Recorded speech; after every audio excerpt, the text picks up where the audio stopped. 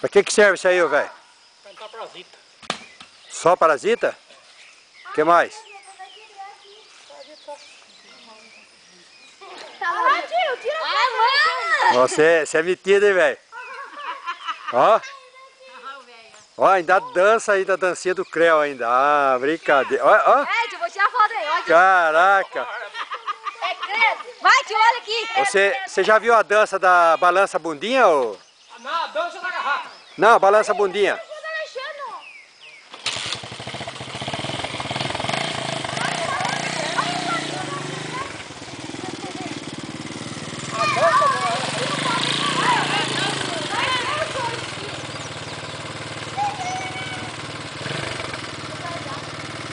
Caraca, Lourdes. Ô, Lourdes, vai voar com essa vassoura aí? Não, velho, eu dou noção pra ela. Quando eu venho de onde eu ando na moto. Põe no meio das pernas. Ah, Ô, tia, põe no mas a Lourdes não anda de ônibus, ela anda com a vassoura. Põe no meio das pernas. Não, só duro. É duro, vai demais. Olha lá. Ô, velho, vamos um tucuer lá.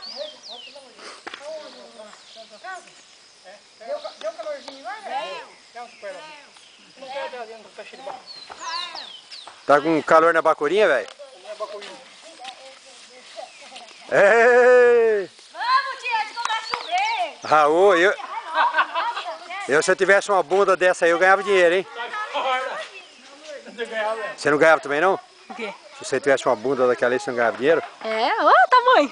É? Eu vou... Vovózona? Vou pôr ajuda. Ei, caramba!